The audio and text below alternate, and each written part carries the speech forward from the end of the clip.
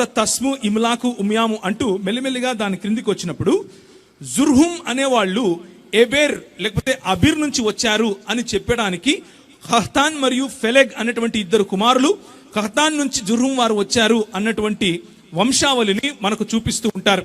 కానీ ఈ జుర్హుం వారు ఏ విధంగా మొహమ్మద్ గారికి కనెక్టెడ్ అని చెప్పటానికి మహా అయితే మొహమ్మద్ గారి పైన అద్నన్ అన్నటువంటి వ్యక్తి వరకు మాత్రమే ఇస్లామీ స్కాలర్స్ మధ్య ఒక ఒప్పందం ఉంది, ఒప్పుకున్నారు. దాని తర్వాత అద్నన్ మరియు ఇస్మాయిల్ యొక్క సంబంధం ఏమిటి అని చెప్పటానికి ఇంతవరకు వాళ్ళు చేసినటువంటి స్టడీస్ సరిపోలేదు.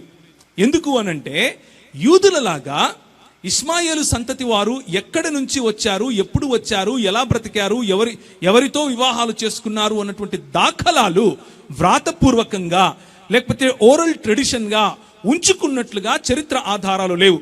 కానీ యూదులు ఎవరికి ఎక్కడ ఎప్పుడు పుట్టారు అన్నటువంటి దాఖలాలు వాళ్ళు మెయింటైన్ చేశారు. ఇప్పుడు మనకు కుమ్రన్ కేవ్స్ లో దొరికినటువంటి దాఖలాలు, ఆ రుజువులు చూస్తే పాతకాలం 2000 సంవత్సరాల క్రితము, అంటే క్రీస్తుకు పూర్వం 2000 సంవత్సరాల క్రితము నుంచి కూడా దాఖలాలు 1500 సంవత్సరాలు మినిమం ఆ దాఖలాలు మనకు కనిపిస్తాయి. కాబట్టి పురావస్తు శాఖ ఆధారంగా కూడా వీరు చెప్పేటటువంటి కథలో పసలేదు అని తెలుస్తుంది. ఇంకొక మాట కూడా చూద్దాం.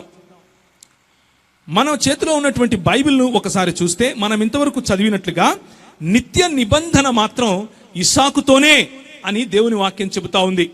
ఇష్మాయేలును ఆశీర్వదించిన మాట నిజం, 12 మంది పిల్లలు పుట్టడం నిజం, వాళ్ళు ఎక్కడెక్కడ జీవించారు అని నిజం.